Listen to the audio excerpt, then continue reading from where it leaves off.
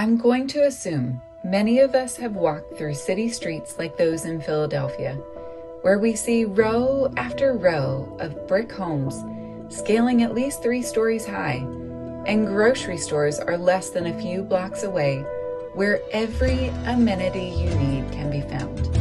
But have you ever walked through a rural village where you see a city of huts, houses made out of a few cement blocks and mostly thatched roofs, where no electricity runs, and where people spend most of their day preparing the only meal that they will have for that day and washing their only change of clothes? Have you also thought of maybe having a childhood at the age of 12 or 14 where you carry the financial burden to provide for your entire family, leaving for months on end to go to an unfamiliar city, fight for work daily, ultimately to hold your family together? It can be truly difficult to imagine how a person's life can be so harshly extreme living in different parts of the world. But that's the reality of how different our lives look to those living in rural villages in Senegal, Africa. Many of you may ask the question, why? Why are they so different? Unfortunately, there's a stark reality. The access and resourcing in our economic systems are wildly different. The future can look harsh and grim in places like Senegal, but they're not hopeless. Our hearts were touched in 2006 with a discovery trip to a rural village in Senegal. Since then, there's been a long-standing relationship with Gonin, a village with a population of over 2,000 people living in deep poverty with inconsistent access to basic healthcare, education, and steady rural jobs.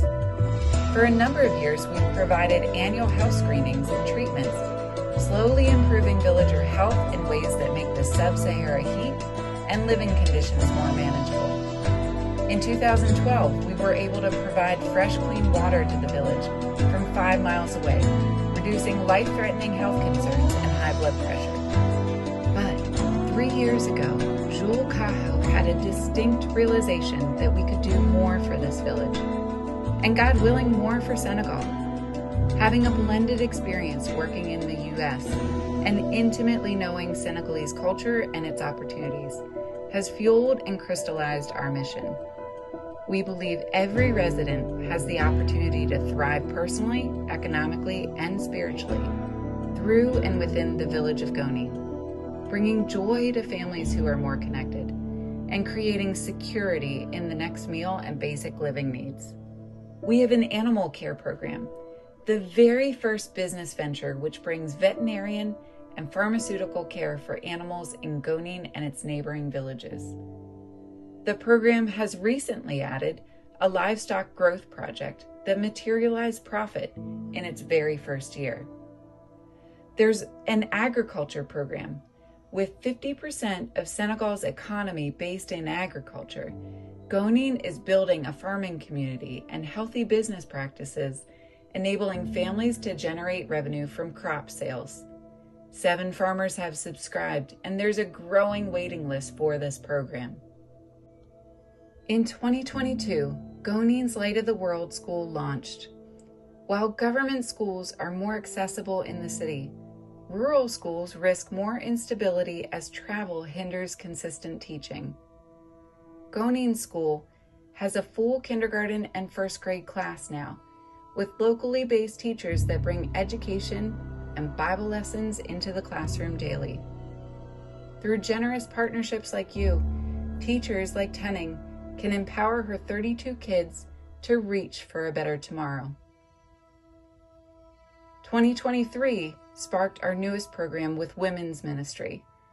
Over 30 women attend weekly literacy classes, and these women are hungry learners as they seek to improve family care and communication, as well as read their Bibles independently. I bet we don't even think twice that we can read simple things like medicine and cleaning bottles, whereas these women have to rely on memory or others. And finally, Gonin's church, built in 2015, has become the backbone to support programs based on instilling faith, values and moral character. Today, there are numerous outreach ministries involving youth and adults, as well as regular teaching. These programs have already critically contributed to the Gonin ecosystem. However, more must be done in each program to bring it into sustainability. We have seen beauty in these growing programs. We have seen God moving through His Gonin people. They have hope that they can improve their lives now and for future generations. We are simply drawing out the gifts God has given people in Gonin, building their skills, providing them useful tools to run their village, and creating in-country partnerships to fuel growth and stability. While you may never be able to go and serve, I pray that through our partnership, you will get to see and experience lifelong transformation in Senegal.